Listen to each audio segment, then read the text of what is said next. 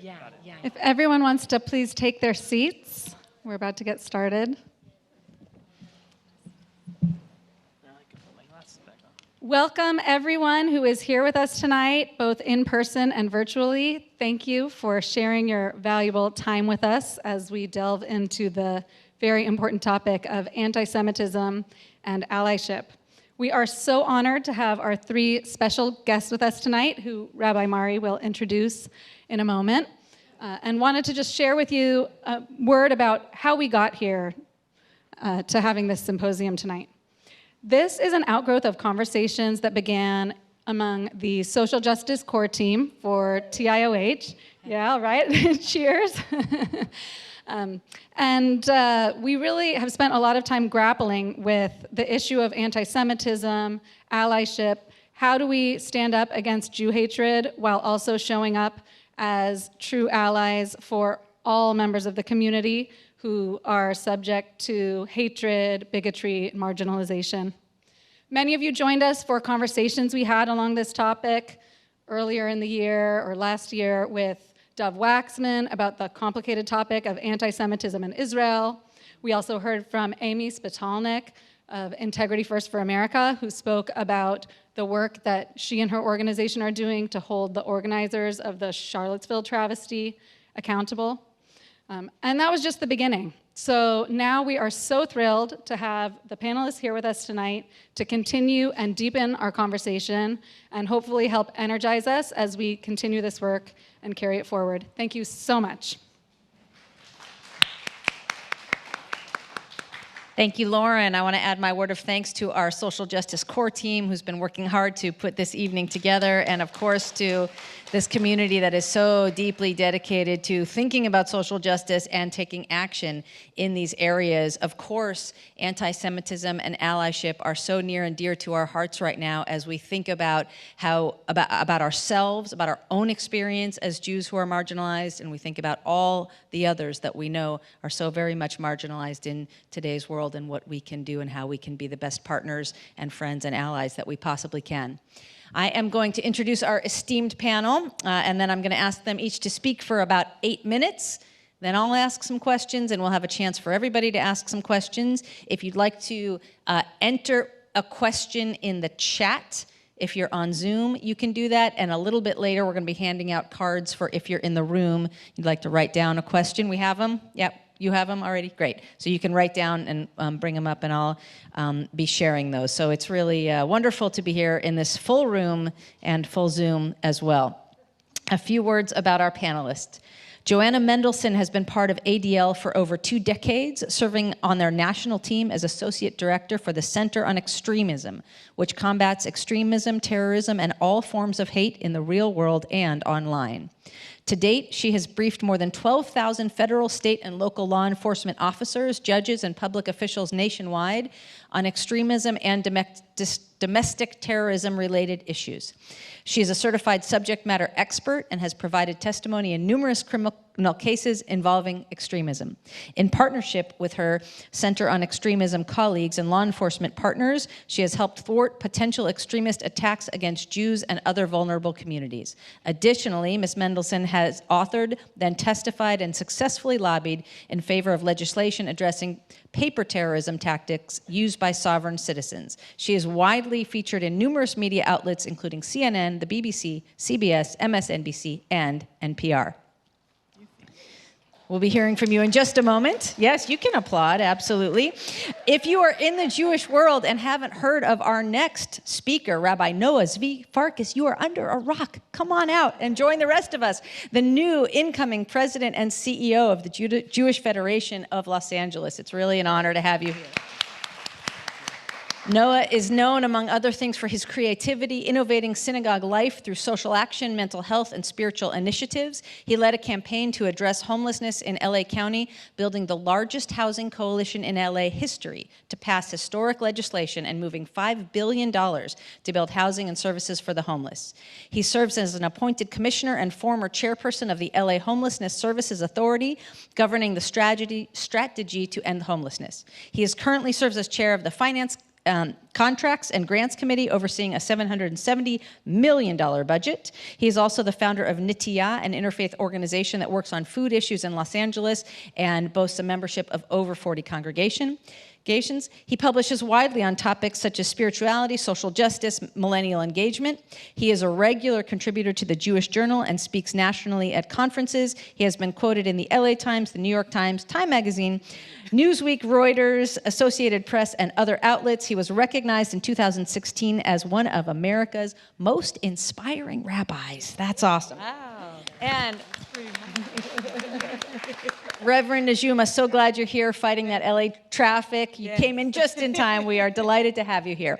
As Assistant Director of Community and Public Engagement with the USC Center for Religion and Civic Culture, Reverend Najuma Smith-Pollard combines her experience as a pastor and expertise as a community leader to help faith leaders become full partners in social change. She leads programming for the Cecil Murray Center for Community Engagement, which is housed at the Center for Religion and Civic Culture. She's a pastor, motivational speaker, author, life coach, radio personality, and community activist. She accepted her call to ministry in 1996 and was ordained as a deacon in 1996, an itinerant elder in 2000. She founded the company Living on Assignment and also founded a sexual violence awareness training campaign called It's Not Okay. Combining her passion for social justice and entrepreneurship, Smith-Pollard established Chocolate Teas. That sounds interesting, right? An urban apparel company that uses a portion of its profits to support selected nonprofit efforts and also the It's Not Okay campaign. She also leads the And She Can Preach mastermind group committed to supporting emerging women preachers. It is my great pleasure to welcome all of our guests. As I mentioned, they'll each speak for a little bit now, and then we'll engage in conversation a little bit later. Excellent. Thank you so much, and thank you for that warm introduction. So impressive of the community here and the leadership to have these conversations that culminate in conversations like today in this panel. So I hate to say it, but I'm going to shed a little bit of unfortunate light, the underbelly of our country and what we're seeing related to anti-Semitism. I've been doing this work for 21 years, and I would like to say that unfortunately things in terms of anti-Semitism are pretty intense in terms of, without being too hyperbolic, we see extremism, we see hate in the landscape currently at, in some ways, an all-time high. And so what I'd love to do for you is just level set a little bit as we kind of move along in the panel to some light and effort that we can kind of orient as a community, but give you some data sets and some understanding of the work that we're doing. So my job at the ADL is to help disrupt extremism, to monitor, to spotlight, and disrupt extremist activity as it manifests. So whether or not it's testifying as an expert witness in cases involving extremists or anti-Semites, bigots, and racists, or helping to shape the landscape by testifying on Congress at Capitol Hill. All of that is to educate law enforcement on the symbols of what we would say is Hitlerian ideology and belief system that we would have liked to relegate to the wastebin of history, and yet we see it alive and well in some of these subcultures today that we track. So I would say that extremists today have in some ways never been more emboldened than they are, where we see individuals, historically, they may have marched with their clan robes and they may have kind of shielded their identity and their ideology behind some mask. And yet we have examples, as you heard from Integrity for America that spoke here previously, where at Unite the Right rally, we had individuals who marched in Charlottesville ostensibly to challenge the changing of the Confederate Park's name. But really, it was deeply anti-Semitic, as people rallied and said, "You will not replace us," believing that Jews have injected deviant values into our society, have promoted multiculturalism, liberalism, LGBTQ, refugee crisis. All of these things they identify at the hands of Jews. And what they say is that you will not replace us, meaning that the threat that you face for our future, they see as a genocide. They see a kind of an extinction that's facing their race. And so the refrain was changed to, you will not replace us. You will not replace us, to Jews will not replace us. Again, identifying Jews at the crux, at the core, at the center of the hatred and the vitriol. We're also seeing the weaponization of technology, and we're seeing the ability for extremists of all stripes to use technology in order to see their hatred across the virtual space. Whether or not it was in Poway, where Lori Kay was gunned down and murdered as she prayed at the Chabad that Saturday morning. He attempted to use a live stream, but he did not get the control settings correct. And what was he modeling himself after? Brenton Tarrant, who just a few weeks prior had killed 51 Muslims, gunned them down as they prayed in their mosque. And he live streamed this, and it was seeded 1.5 million times on the internet within 24 hours after this murder. And so we have examples, as we are today, now finally hybrid, but we have examples in which extremists use technology, even Zoom bombing, where here in California, Andrew Auenheimer took off his shirt in a group of Jewish leaders who are gathering online and bared his swastika to both frighten and intimidate and threaten. And we see the conspiracies that are alive and well. We see the conspiracies that really are the lifeblood of all of this ideology, the conspiracies that form the basis of their belief system. And so whether or not it's the weaponization of the coronavirus, for example, that they say that Jews are behind the COVID virus in order to mobilize depopulation, in order to profit off of the financial backdrop of the virus and of the vaccine, that Jews are kind of the old stereotypes of power and greed and control are basically reapplied to this current landscape. And so conspiracies play a very, very strong role.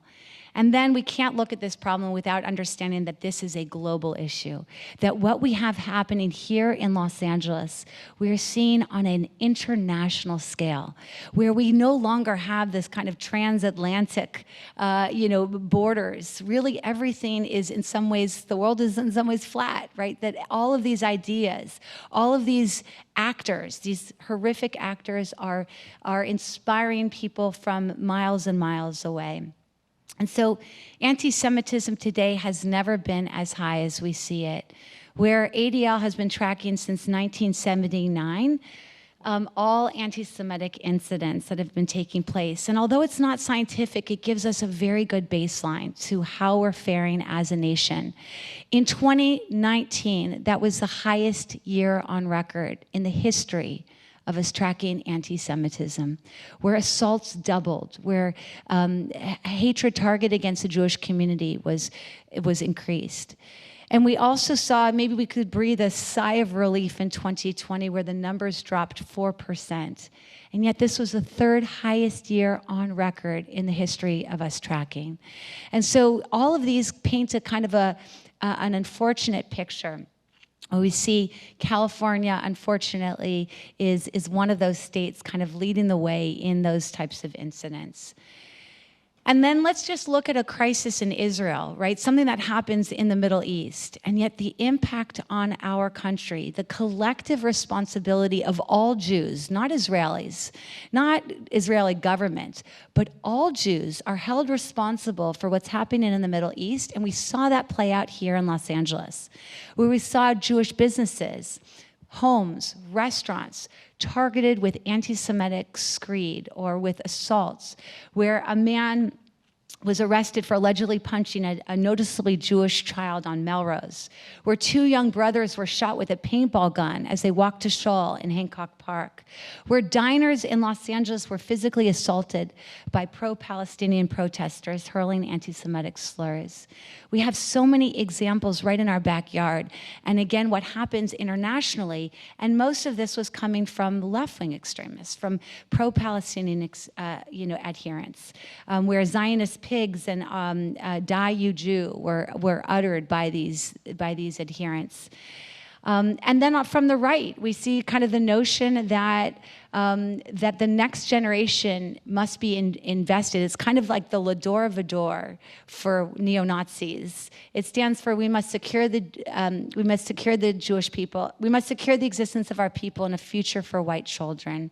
The notion that the next generation must be invested in. And so the hatred that we see within the white supremacist community is really blamed not only against Jews, but against all groups. They're ecumenical haters. And so we see whites being identified as victims. We see that victim narrative playing out, that their future is bleak and that they're facing a genocide. And this landscape of multiculturalism, of diversity, all of that is seeking to destroy their future. And so that is where this kind of conversation come into play, right? The understanding that these are ecumenical haters, that they see not just Jews, but all groups as being the other, as being kind of the typifying the hatred that they feel. And again, you will not replace us. Jews will not replace us. And we're seeing violent incidents take place across the country where people are not only, they don't just have this belief system, but they're acting on that belief system. They're acting on that hate, whether or not it was in Poway or Jersey City, Muncie, Brookline, or Halle, Germany. And so I just documented a couple of the cases that we've had across the country where extremists have chosen to act on their beliefs in plots and attacks, in unfortunate murders, whether or not it's at the African American Methodist Church in Charleston, or whether or not it's at a Las Vegas synagogue. Confused, it was a Messianic church, but they didn't know the difference.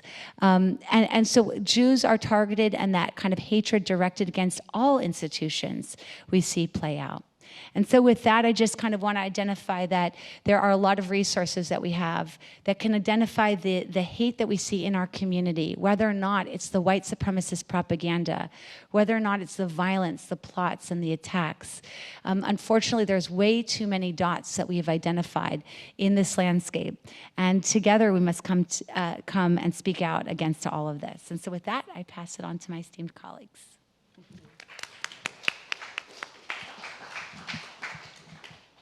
Thank you for that. I don't know how to follow that up. That's a lot of information. Good stuff. Thank you for having me tonight. I see Rabbi Misagi is here too, so really nice to see both of you. You are a wonderful congregation, and you're in wonderful hands with these two amazing women and with your third rabbi, who I understand is home with a baby, which is really wonderful. Thank you for having me. Again, I'm Noah Farkas. I am the incoming president and CEO of the Jewish Federation, and if you had asked me 2 weeks ago, I was a rabbi at Valley Beth Shalom and Encino. So things have changed a lot. What I'm going to do tonight is just add a couple of global philosophical notes that will blend really important with a really important sort of dovetail into the allyship conversation. So there are 3 ideas I want to put out in front of you very quickly in just a few minutes. They're all very big ideas, but they're all really important ideas. Those 3 ideas are the idea of privilege, the idea of whiteness, and the idea of Jewishness. So privilege, often racialized, but not necessarily so. For me, the way I define privilege is the distance between our selfhood, our human being, our life, and abject suffering. So the farther the distance you are from abject suffering, the more privilege you have. So for example, a white male who is a single-family homeowner, who has an income, has a lot of distance between himself and abject suffering. A woman of color who is currently unhoused, unsheltered, sleeping in a tent, who is in danger every night of being robbed, brutalized, assaulted, or maybe was robbed, brutalized, and assaulted, which led to her being unhoused, unsheltered, and living on the street, is much closer to abject suffering. Some of that privilege is racialized, given to us by historic wealth, generational wealth, color of our skin, the facility to speak English, the community institutions we have around us, whether it's social networks with family networks, extended family networks, congregational settings give us greater privilege because we have friends and family that can watch our children if we are running late, right? We know that they're in a safe place. All of those things are markers of privilege. So if you understand privilege on a spectrum, from wherever we are to suffering, then you can understand when we talk about whiteness and how whiteness plays into privilege. So whiteness is this cultural norm, as defined, I think, by the Smithsonian Museum on the African American Experience, as the cultural norms associated with the privileged or the preferred mode of living being that of those who present with Caucasian or white skin. So if you were to look at a J.C. Penney catalog from 15 years ago, the model in the regular size might be a white woman, and the model in the plus size, if they even had one, might be a woman of color.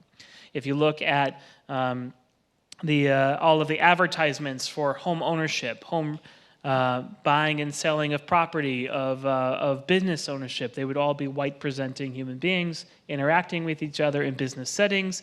But if you looked at images of people purchasing fast food or people exhibiting markers of poverty or addiction, they would be people of color.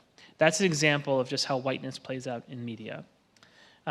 Jewishness, the third idea, is the strangest ones in many ways because it is about the cluster of human beings, about 15 plus million of us on earth, that associate with each other around a shared either religious or philosophical belief in a particular specific tenets over the course of a multi-millennia history. That's about as broad definition of Jews and Judaism I can come up with. Some of us associate Judaism with Torah, God, and Israel. Some of us associate Judaism with culture and ethnicity, although the truth is we are multi-ethnic, multiracial, and Jews are all over the world, right? So what's interesting about, and I'm getting to the allyship here right now, Jewishness in America often presents in similar lines as whiteness. And that is because we have found many, although not all, and the community study will bear this out, we have found wealth, we have found stability, we have found each other, we have found cultural cohesion, we have found education, and we have found success in a number of areas. Okay? When you add to that the trappings of statehood with the state of Israel, that sense of privilege extends even further, which is actually one of the wonderful things about the war of 1967, is it gave Jews the self-confidence for the first time to realize their full privilege. However, the white privilege associated with the Jewish experience is fragile and in some ways temporary. What makes anti-Semitism so pernicious, interesting if you're an academic, and terrifying if you're a Jew, is that our whiteness, which we have privilege to experience in America, is at every moment conditional. And it is conditional because it can be taken away from us, whether by the extreme right in this example. So that makes Jews in a very strange category where we feel, and we have tried to tool our Jewish community to fit into white culture by establishing country clubs, universities, by trying to get into elite schools, by overcoming redlining, by trying to get in, it wasn't until the 20th century when Jews could really make full homes in Pasadena, for example. We tooled our lives for that. And we should get a lot of credit for all the work we did establishing hospital systems and schools. But at the same time, that whiteness is conditional because it can be taken away at any moment by any of the things that Joanna spoke about. And then that makes us in a different category. That's also white, but not white. And that's what's so strange about anti-Semitism. And then when you talk about the state of Israel, and as Joanna was sort of alluding to, anti-Semitism from the left includes, at the very baseline, condemning Jews or holding Jews accountable for the actions of a government halfway around the world, regardless if it's a Jewish state or not, the including or not including Jews in various clubs because they have to reach some kind of litmus test around having to answer for the state of Israel. Those are all anti-Semitic things that we see all the time, most recently just this week or the last week around the Sunrise Movement in DC. So that was where whiteness plays in a very strange way, because in the progressive, extreme, and often vitriolic left, it is our whiteness that is lopped together with colonialism, and they see Zionism as racism, etc. So our whiteness is then considered to be the progenitor of anti-Semitism, where on the extreme right, the whiteness is taken away, and that is the progenitor of anti-Semitism. And as my friend Eric Ward said, anti-Semitism itself is the fuel for white supremacy. And when we understand that, then we think about anti-black racism. We understand that those who hate Jews because of our whiteness or the lack of our whiteness, so to speak, that is the fuel for white supremacy, which is the same machine that fuels anti-black racism. So those three ideas of privilege, of whiteness, and of Jewishness play together in anti-Semitism in a very unique and difficult for most people to understand way, especially if you're not a Jew. And when we talk about allyship and getting involved with communities of color, you can see where those fault lines could exist, but you can also see where the opportunities exist, the opportunities to discuss what it's like to have any kind of privilege and have that privilege be conditional on the society in which you live, and talk about whiteness. So I'm going to turn it over to Najuma to talk about that piece of it, and I'm so glad you're here with us tonight. Thank you, Noah. It's good to be here with you as well, and Rabbi, good evening. And to all of you, I don't know what I'm doing with this thing. Which way do I turn it? Okay, thank you.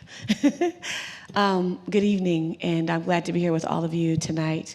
I want to invite you to do something, and if you're not comfortable, you don't have to, but if you want to just go with me on this, I want to invite you to close your eyes for just a moment and imagine two roads, and they're both headed in the same direction, and there's a family in one road on the right, and there's a family on the left.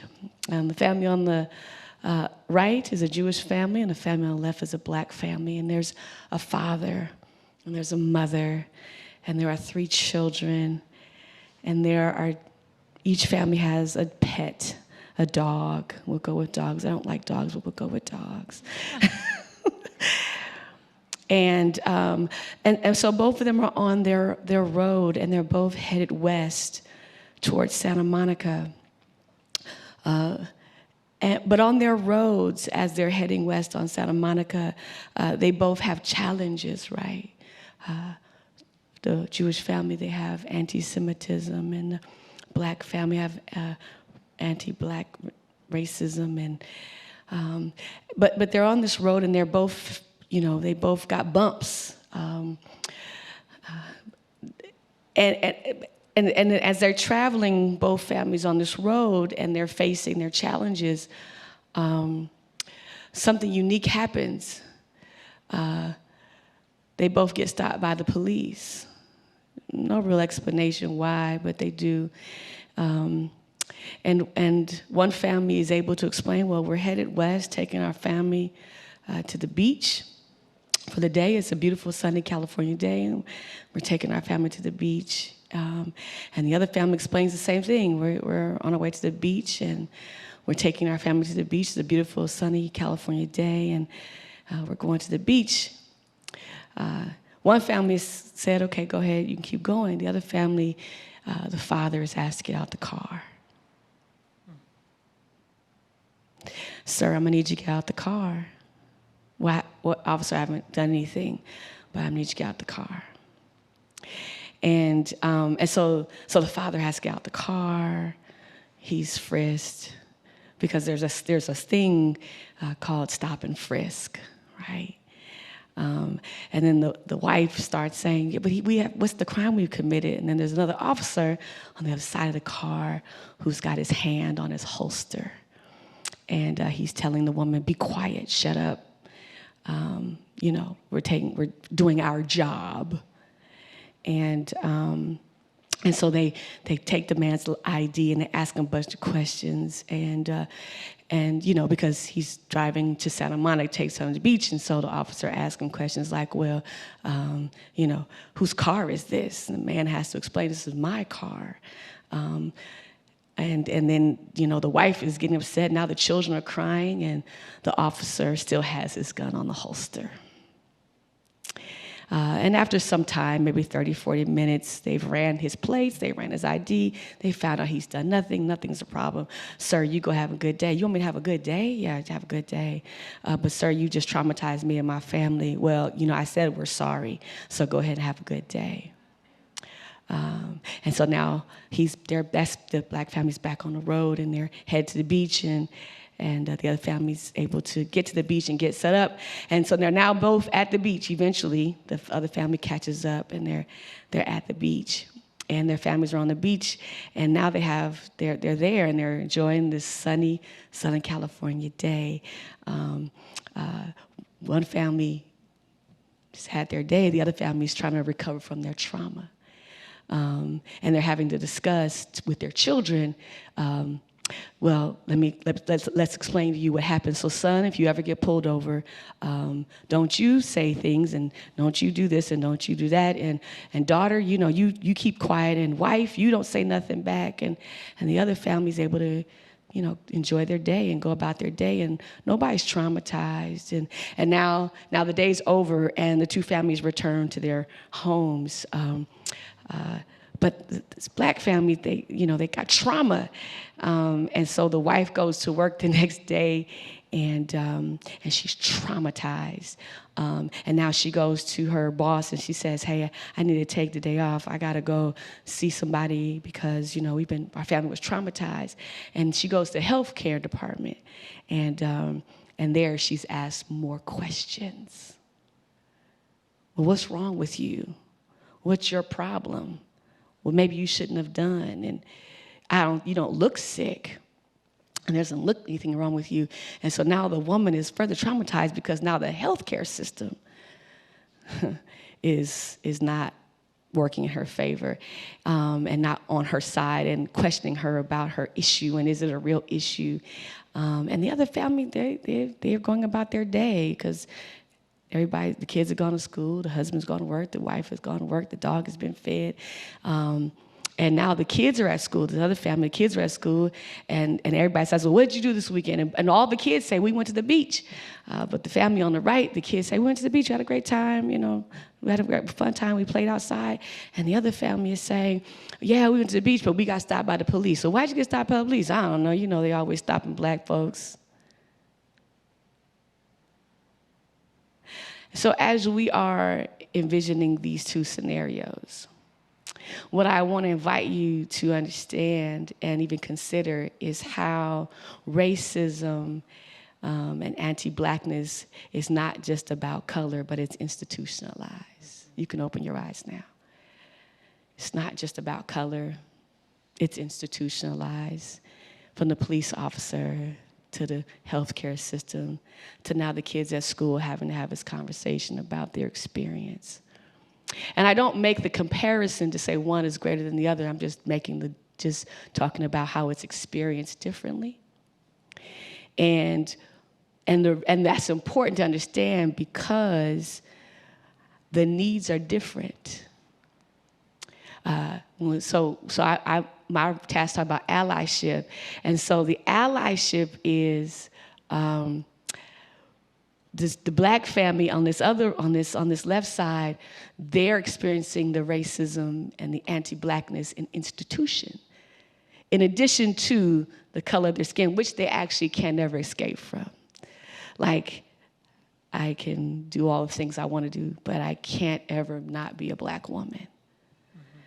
And so all of these dynamics play into the experiences, and we don't need to talk about slavery. You all know enough about slavery here in America and the impact it's made.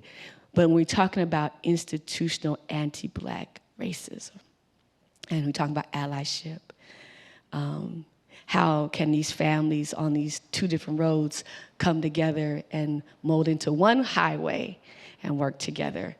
And so where we seek allyship is not in becoming like the other family or the other family becoming like us, but working within the institutions that create a very different experiences to the same families with the same dynamics going in the same direction. How do we work with the institutions that make the travel different, that create trauma, that create discord, and now that then is now passed down generational, because remember, the children were in the car when the father had to get out, and the police officer had his gun in his holster.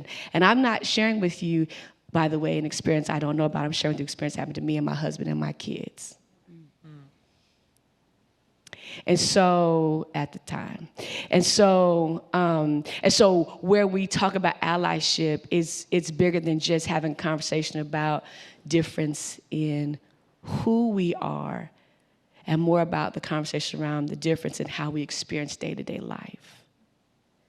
And there are a number of reasons why we're not on the same field or playing field, and why our economics are majorly different overall. Yes, there are some anomalies, but in general. But the experiences are so widely different.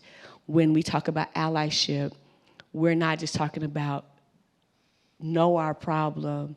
We're talking about understand our day-to-day experiences and how that impacts us.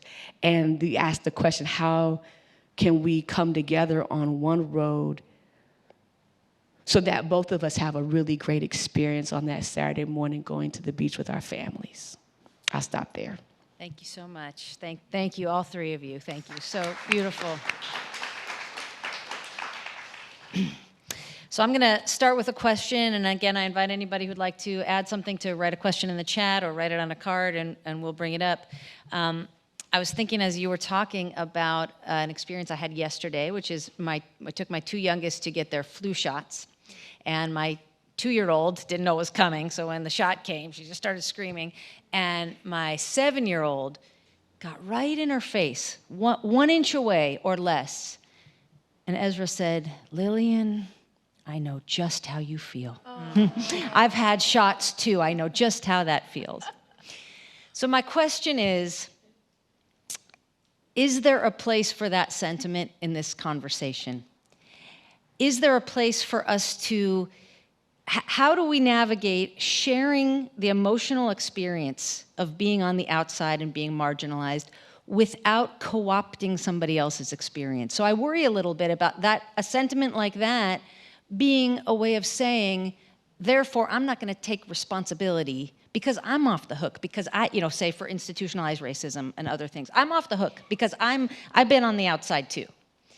I wonder what insight you have on how we have that heart-to-heart experience without trying to own something that doesn't quite belong to us. Mm-hmm. If I could just start, I think part of it is showing up, right? It's using our voices and showing up. And it sounds really basic. But, this past week or just yesterday, there was an arson attack at a synagogue in Austin. And one of the most heartening things about what happened, and this arson was preceded by a series of anti-Semitic incidents, the entire community came together. Leaders, religious figures came together, and they showed up. I'm also reminded of Billings, Montana, And you know that famous story, as the Hanukkah menorah is lit in the window and a rock is thrown through that window and shatters. The entire community next day cut out from the newspaper a paper symbol of that menorah, and they too placed it in their windows. And I think these two stories for me, right, it's not a who suffers more game. I think when we get into that, it's very problematic. But it's understanding that we all have been othered. We all feel a sense of vulnerability and under attack. And when we can show up, when we can use our voices, we can use our actions, not just kind of like a really earnest act of showing up, I think that offers at least some solace. And I think that is kind of a road forward that we can take as a Jewish community and as a larger community. Thank you so much. Go ahead. It reminds me, Rabbi, your story reminds me of a tragedy that happened in my community earlier in the year where a young man unfortunately committed suicide, and sitting there with the family and trying to have the family mourn. And then he was so beloved by so many people that many members of the community, friends of this family, came up, and they were so bereft that it was almost as if the family who had lost their husband and their father and their son was expected to help these other mourners through their mourning, right? And that's what it makes me feel like, that the moment that you're pointing out is a bit like that, where someone is experiencing trauma, whether it's anti-Semitism or racism, and then you show up to say, oh, I know what you're going through, I feel the same way, and now suddenly the person who has been traumatized has to be in the role of caregiver or space holder for the person who showed up for them.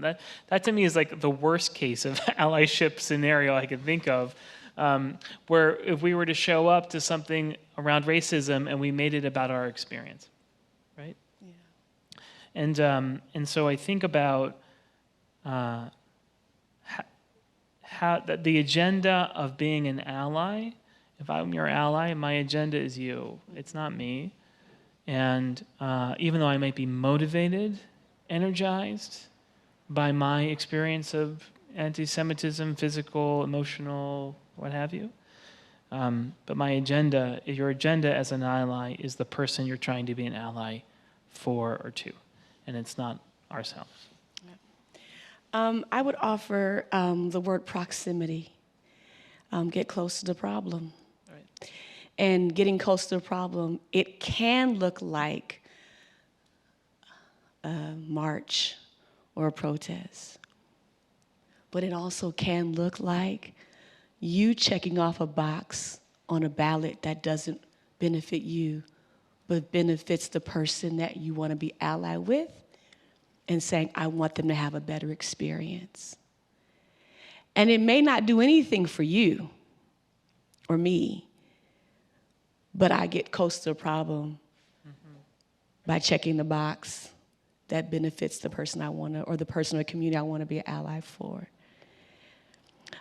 Getting close to the problem, yes, it can look like protest, it can look like march, and we have to do that. It can look like dinner, but getting close to the problem can also look like not inviting someone only to your home, but saying, I actually want to come to your home. And I want to know your experience. Without inserting my experience, I want to know your experience. And because proximity, and we learn this in psychology, which is why, if you've ever seen, like in a TV show or a movie, as best way I can explain it, where there's like a bad guy holding somebody hostage, right? You ever seen one of those movies? And they always put like the really nice guy in the room holding the hostage, and the hostage figures out this is the nice one, and so they start talking to him like, I'm a child, or, I play football, or something that softens the person. Because because it's hard to hurt somebody you know. That's why they don't That's why they encourage, like in those situations, you don't talk to the hostage because it's hard to hurt and harm someone that you know. And so getting close to the problem is really getting to know beyond academia and beyond reading books and articles, but really getting close to the problem. So I would say allyship is best delivered when we close in together and shorten the proximity between ourselves. And we're doing that tonight. That's right. That's an example. But this has to be part of our lived experience, daily experience, and yeah. Beautiful. Thank you. I'll ask one more question. Is there something unique about this moment in the various forms of hatred and prejudices that are out there?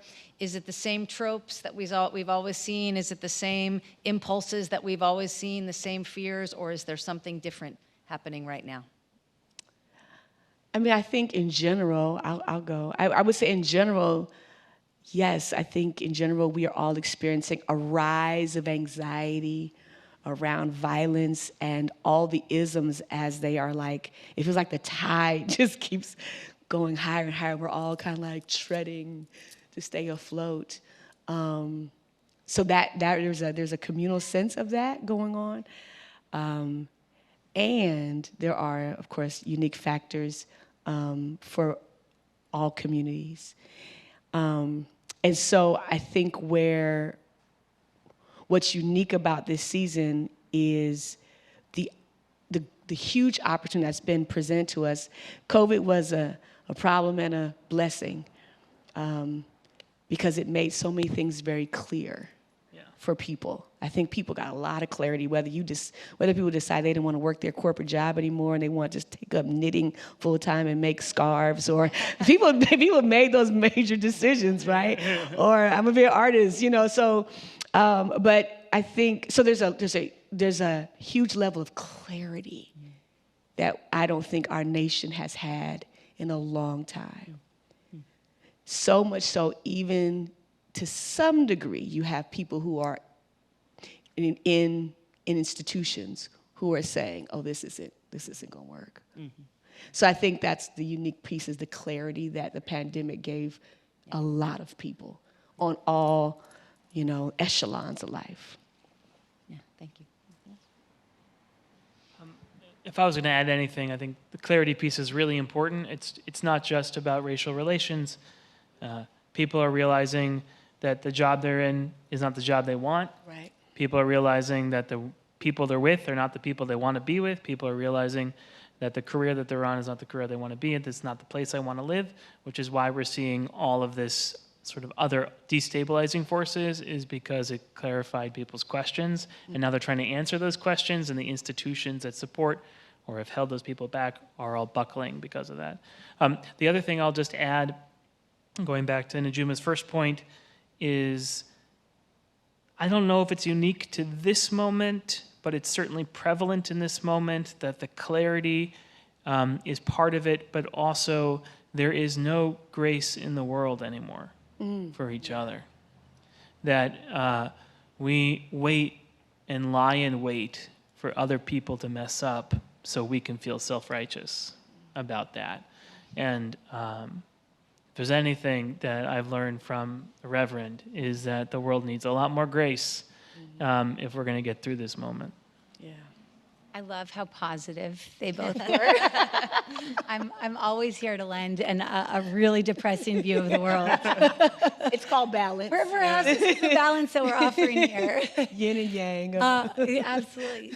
So, I just, perhaps it's the population that I look at. I see us as so polarized. I feel like that is the theme. And the echo chambers in which we exist in the communities in which we are part of, further help spiral us into these narratives. And in some ways, like, the nuance is lost. Like the extreme elements that we see, the very black and white of the world, is, that centrist perspective is often not very powerful and not very strong, right? And the fringe whatever the fringe is oftentimes the louder voices in the room. And so how does that manifest? It plays out in how you view everything from, conspiracies or, the election, right? The fact that I'm not going to get too political, but like Tucker Carlson is coming out with the real story this week, right? About what really happened. And this kind of this shifting and this kind of wedge that's created in society right now. And I think it just kind of aggrandizes the differences more than normal. I'm glad you guys all agreed to stay for a week, because we have a lot of questions. We need to think about a lot of things we need to talk about. And here's a comment appreciating the grace comment during this pandemic, calling for more kindness and empathy. Okay, I'm going to throw out a bunch of general topics for you, and you can answer any of them. Maybe I'll push you a little bit on one or the other. We'll see. One question. How does gender play a role in all of this? How does it compound it and complicate it, or does it not? How does allyship become a two-way street? How do we make sure we're all there for each other? How do we talk to our children? This question is, how do we talk to our children about racism, overcoming racism? We might apply that to all of the other isms we are talking about. And then I'm going to say this, I only feel comfortable saying this about anti-Semitism, but I'll invite anybody to apply it as you feel appropriate. Is there such a thing as certainly underreacting? Is there such a thing as overreacting? So. I'm going to take the under and overreacting. I'll start there. There's a lot. That's a lot. Yeah. Sorry. So, I'm going to start the last thing because that's what I remember. There certainly is parts of our nation where people are underreacting. I don't believe you can overreact to any ism. Because we're talking about human beings. And we just, like, how do you overreact to a child experiencing hatred? I mean, how do you underreact? Yeah. I mean, like, thank you. Like, that's too much reaction. Right. So there are certainly parts of our world and our country where there's a lot of underreacting, but when people are experiencing legitimate, real hatred and vitriol, from painted swastikas to violence by police or, racial slurs, there is no such thing as overreacting to that because we're talking about human beings. Yeah. And I think that's maybe even the grace piece that we forget is that we're not talking about robots, we're not talking about buildings, we're actually talking about people who are deathly impacted by these isms, to include how women experience stuff on the job. There are women who've actually committed suicide behind the isms they've experienced, the sexism on their jobs. Mm-hmm. So there's no overreacting to protect her. She's got to be protected. So it's, yeah, I don't think you can overreact. You go. I'll take the education question because I think that speaks. If I only focused on the hate, it almost would feel, someone actually, David Singer, a congregant here, I did a panel with him, and someone said, sometimes does it feel like you're bringing a spoon to a knife fight? Mm-hmm. And you're dealing with this type of hate. And I thought about that a lot. Right? Because otherwise, this is somewhat a whack-a-mole game. This is somewhat of right? We are just putting out fires. And so I truly believe that we have to have a long-term strategy. And what is that long-term strategy? It's education.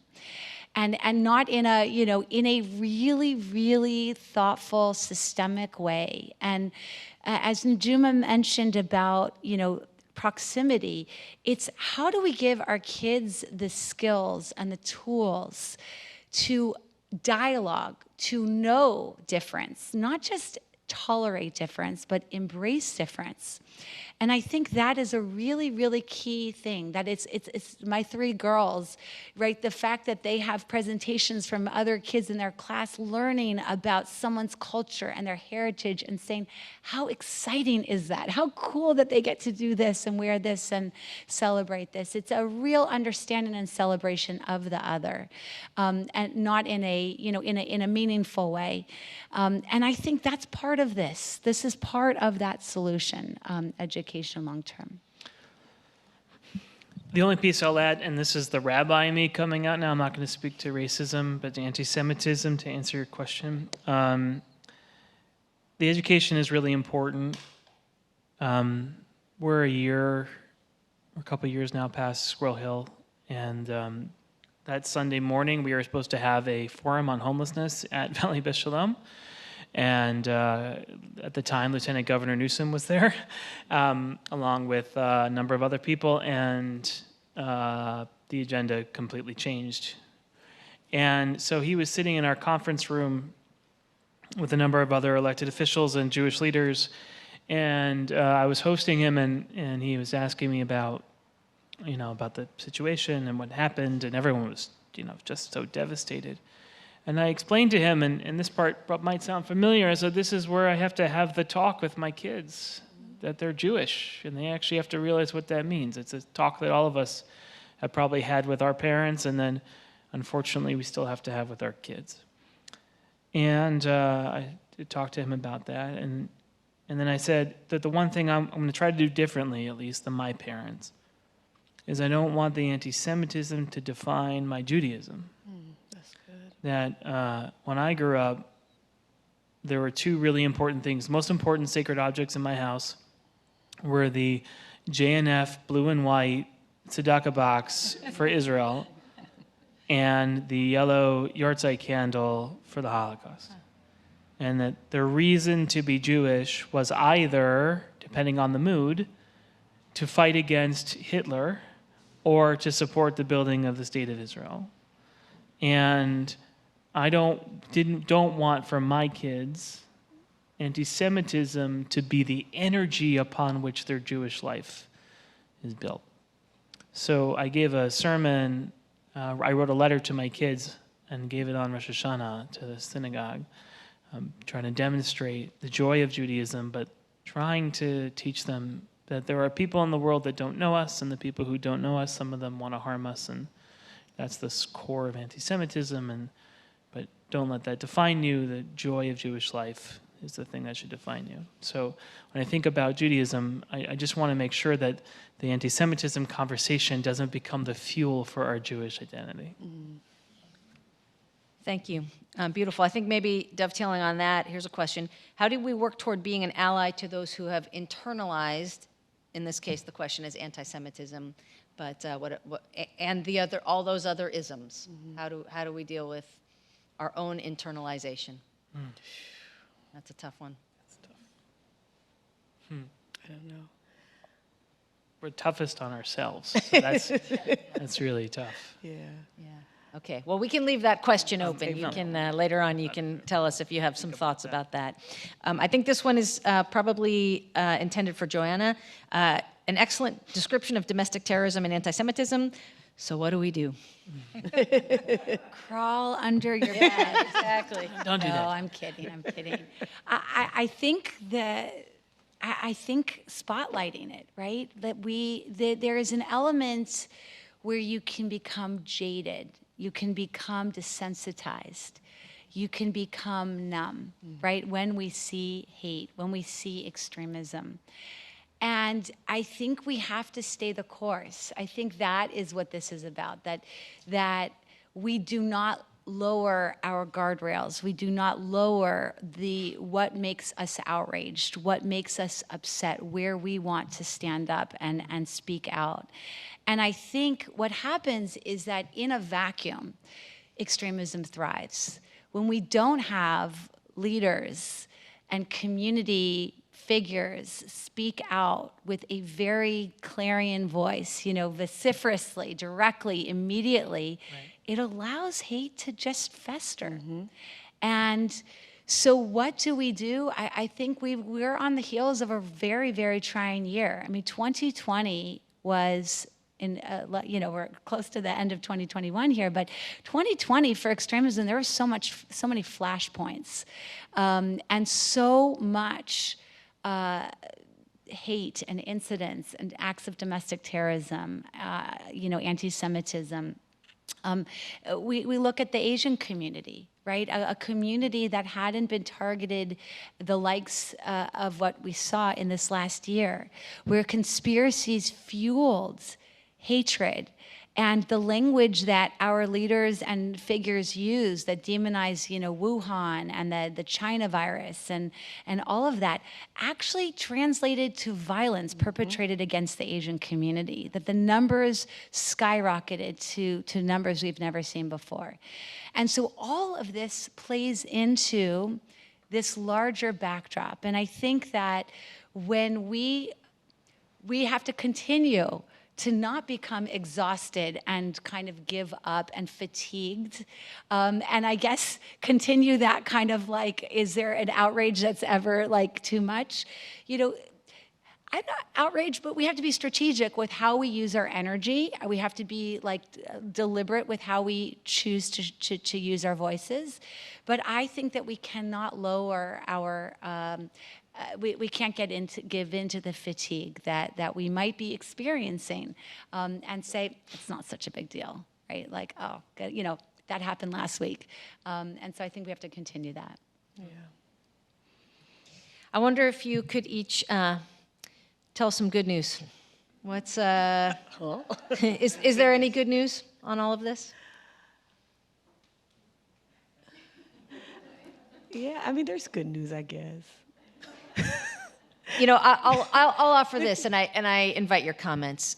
Reverend Najuma, the incident that you described, which is so heart-wrenching, 5 years ago, 10 years ago, whatever, I would not have known to call that institutionalized racism. And I think that term is in our discourse now, and we're learning about it, and we're working to educate ourselves about it so that hopefully, God willing, something changes. Do you see a shift, or am I too optimistic? No. Optimism is good. We need optimism. We've had to my sister's point, it was a tough year. So no, good news. Okay, there's good news. There's always good news, right? There's good news. The good news is, and I hate to sound like real hokey, but this is kind of gonna sound a little hokey. I think the good news is we are present and we want to see things change. Not everybody, but I do believe there's enough people that really want to see things different. And it's going to require sacrifice. Both roads are going to have to sacrifice. Both roads are going to have to work together. But we're both here, and we want to see things different. And I think that's important. There was a time in this nation's history where we didn't have that energy. We didn't have the laws that we could navigate to work in favor of everybody.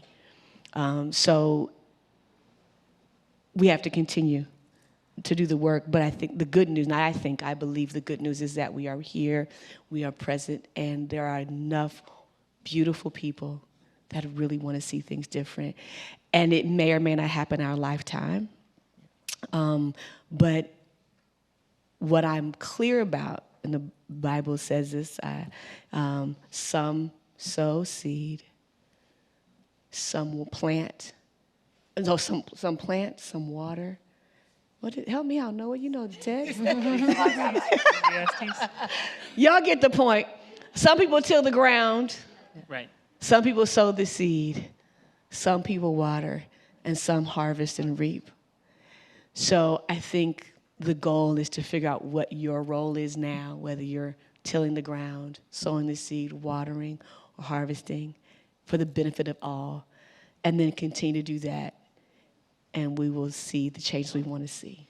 No, you left me Najuma, hanging can I there. just ask you one more thing? You left me hanging. Before we pass it on, can I just ask you Please. one more question about that? It's so beautiful, thank you. And if you are on the front lines in certain ways of racism, more than many of us in this conversation, if there was one thing we could do to prove our allyship, to show up, what would that be? The next time there's a ballot and you have the opportunity to vote for something that may not necessarily impact you, but can impact the experience, the day-to-day experience of someone else, go ahead and take the risk. Go ahead and not think of yourself and think of somebody else. Maybe we'll stay in touch Please. between now and the next ballot. So Yes, because we got a can mayoral race identify- coming. We got all kinds of stuff happening. can all identify It's those about to be an exciting year. Ooh. Thank you. Thank you. I'm supposed to follow her. I don't feel like I'm on a preach off. Like I should get up here and start preaching. Bring it. Come on. You still don't remember the text? We got to figure that one out. Oh, well, yeah, I think that's... The Psalms you made me think of was the one we do before Birkat Hamazon, Hazarim Bedima Barina Yiksoru, which means those who sow the seeds in tears will eventually reap in joy. The act of the farmer taking their last bag of seed and not knowing if it would grow a crop, and then with God's grace, spring comes and they have a whole field full of food as opposed to one bag, and that's what that means. So if you take that moment and think about this moment, it's pretty dark out there. It feels pretty dark. Violence is up. All the statistics are telling us that people are being attacked, that people feel unsafe. Anxiety is there. The tools of mass communication is also the tools of mass weaponization. So it feels pretty dark, right? But the only thing I know to do in that moment is to plant seeds. That's what it says. And I think about this tonight. That's a seed. All of you here, all of you on Zoom, that's a seed. Think about the young people. Think about my children who understand more about gender and sexuality and race than I did at that age, certainly. They probably still understand more than I even do now. And they're going to live in a different world because they're the ones who are going to shape their world. And I almost want to live in their world. I want to fast forward and live in their world because I believe in it. I believe that what they see, how they experience the world, their impatience for their world to come into being is part of that righteous indignation I want to be part of. So the good news is that the youth are rising, and I want to be a part of that wave. That's true. Beautiful. I'm supposed to follow that now? Yes, I have the same thing. So I'm going to reclaim my negativity and infuse some light because, although I focus on the dark, I actually am very optimistic. And if you look at our country, I mean, we focus on the fringe. We look at the racism and the bigots and so forth. But that doesn't define us as a nation. I think the overwhelming majority of people are good. Right? We're, as Jews in America, we have it good, right? I mean, it's all relative. So I think the focus, we're focusing on that darkness, but yet we're surrounded by overall goodness. And my sister-in-law told me of a rabbi who had come to Memphis, to our synagogue from England, and I love the image. He held up a paper, and he had a big black dot on that paper, and he says, "What do you see?" And everyone said, "A black dot." And he said, but really, look at the overwhelming majority of that paper that is filled with white and it's filled with light. And of course, we're drawn to that train wreck and to that roadkill and to that, that really unfortunate incident. But really, if we have to kind of take a step back and refocus, and that we are like surrounded by goodness, and we have to continue to bring that light into our communities, kind of reach those voices, elevate those voices, and drown out those other more extreme fringe beliefs. And I'm pretty positive about all that. So, yeah. A colleague of mine always used to say, I might be misquoting it, somebody will tell me if you know this, it's something like, the greater the circle of darkness, so too the greater the perimeter of light. Oh, nice. Yep.